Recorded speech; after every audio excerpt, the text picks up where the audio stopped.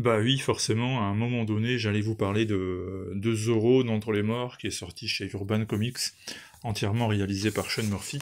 Alors ça fait partie des publications qui étaient très attendues en ce début d'été, et c'est désormais disponible, et c'est particulièrement beau. Alors si vous aimez évidemment le style de Sean Murphy, cette manière de rendre immédiatement reconnaissable, ultra énergique et très contemporain n'importe quel personnage, eh bien vous allez être aux anges parce que c'est vraiment magnifique.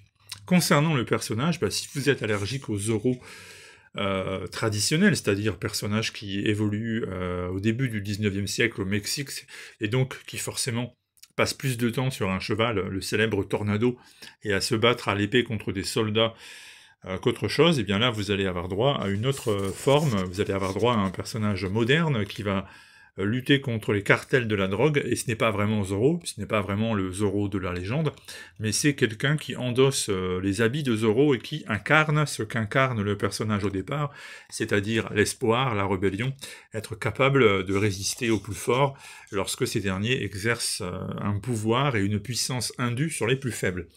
Tout cela, donc, c'est extrêmement bien raconté par Murphy dans cette mini-série.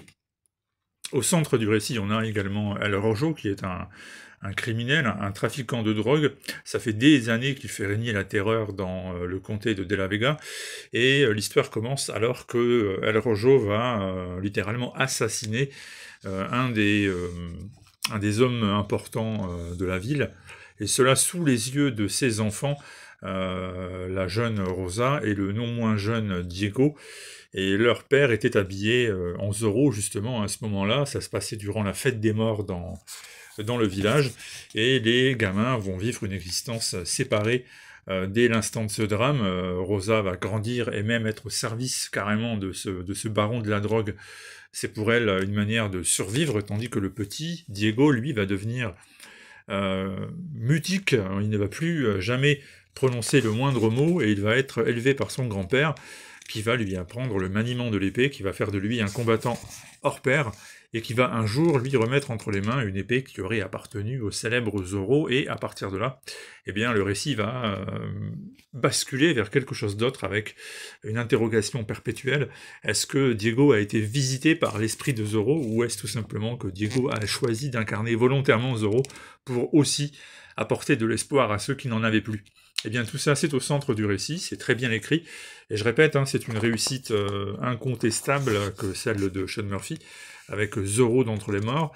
Il y a des planches qui sont réellement iconiques, qui sont réellement splendides. Il y a une utilisation, comme à chaque fois, de la mise en page, des ombres, qui sont vraiment remarquables. Donc c'est du très très bon travail que ce Zorro d'Entre les Morts. Et pour ceux qui hésiteraient encore, eh bien, je vous répète, il n'y a pas de raison, c'est vraiment quelque chose de très très bon. Alors on aurait peut-être pu, en effet, rêver un traitement plus approfondi de certains personnages, mais c'est une mini-série, et il n'y a pas énormément d'espace pour cela. Murphy privilégie l'action, privilégie un scénario qui fonce en ligne droite, et ma foi, ce Zorro extrait d'un autre temps, qui doit se heurter à l'ère moderne, c'est-à-dire là où il y avait des épées aujourd'hui, on trouve des pick-up chargés d'armes avec des automatiques par exemple, et bien ça marche très bien, et ça nous permet de réactualiser le concept, réactualiser le mythe, dans une série qui est très très sympathique. En plus, Urban a choisi le grand format qui permet de rendre hommage au dessin de Snyder, de Murphy, pardon. Je ne sais pas pourquoi j'ai tendance à confondre Snyder et Murphy lorsque je ne me concentre pas sur le nom des deux. C'est assez étonnant.